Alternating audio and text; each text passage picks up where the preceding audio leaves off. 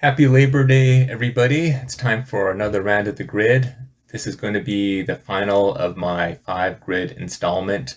Right now, I am sitting on an average of 7.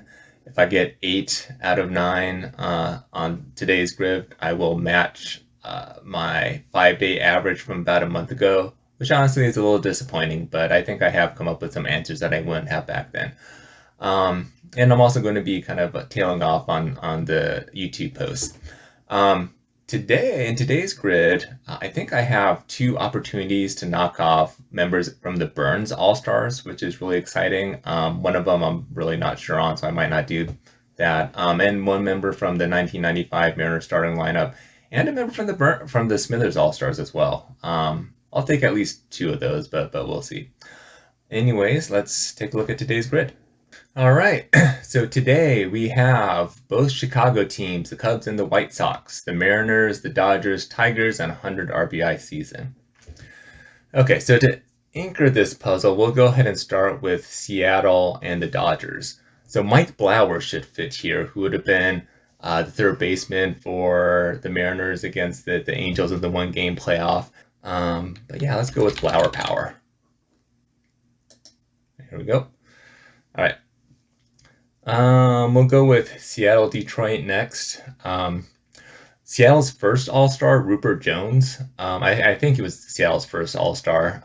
Would go here. He played for Detroit. Had some pretty good years for both teams. I'm gonna go with Darnell Coles, who would have been a third baseman, backup third baseman for Seattle and probably a number of other teams. I don't think he ever kind of worked his way into a starting role, but he did last for quite a while. Had a pretty good arm and was a decent line drive style hitter. So there's Darnell Coles. And so for Seattle Cubs, we'll put Mike Morgan here. Mike Morgan.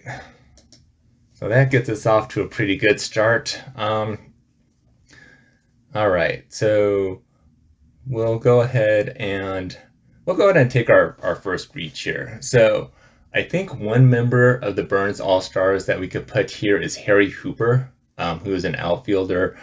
To be honest, I haven't really looked up much about Harry Hooper. I would not know that name if not for the fact that his name was mentioned on The Simpsons. Or actually, they didn't even say his name. It was just on the board.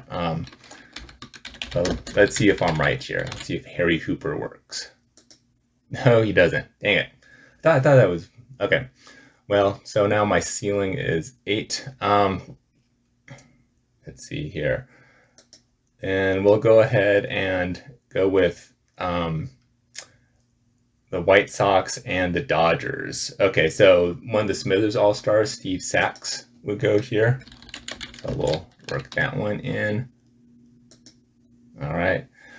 I'm pretty sure I'm going to come back to the Chicago. I think Tommy Davis played for both of the Chicago teams. He would have been an outfielder in like the 40s and 50s. Started out with the Dodgers. I think won a batting title maybe with the Dodgers, and so he would work here as well if I'm correct on this. Tommy Davis. I guess it was 50s and 60s. Anyways, there we go. All right, so let's see. Yeah, Detroit 100 RBIs. Cabrera certainly would have done it in his Triple Crown year. I think Prince Fielder, it's not Prince Fielder, Cecil Fielder would have had 100 RBIs. Maybe Prince Fielder as well, because I think he went through Detroit. I'm thinking of going with Charlie Gehringer, which could be, my Lou Boudreau pick, but he would have been part of the lineup that would have included Hank Greenberg. So we'll go ahead and see. Charlie Gehringer, in fact, had 100 plus RBIs in a season. He did. Okay. Dodgers 100 plus RBIs. We will go ahead and go with Gil Hodges again. This is someplace where I kind of wonder if like Carl Furillo ever hit the 100 RBI mark. Steve Garvey was another one guy I was thinking of here. But there's a lot of people that would work. All right, so Hodges. Okay. So Cubs 100 RBIs I could definitely get. Andre Dawson, quite sure, had 100 RBIs. Ryan Sandberg. Um, I was thinking so. The other Burns All Star that could possibly go here would be Cap Anson. He had over 3,000 hits. I would have to think he would have racked up 100 RBIs in one of those seasons. I was also thinking of going with Frank Chance. I'm almost positive that Frank Chance had 100 RBIs, and he would have been the first baseman referenced in Baseball Stat Lexicon. These are the saddest possible words Tinker said ever said chance. Um, yeah, so I'm going to go with one of those guys. All right, we'll go ahead and see if Frank Chance fits here. He does not. Okay. All right, so I ended my grid with 7 of 9 with an average of 7. I did pretty good on the rarity scores with the ones I did get. And so my reach or my guess for Chicago and Detroit was going to be Ron LaFleur. So let's see if he shows up here. LaFleur, I think I remember this right, started playing.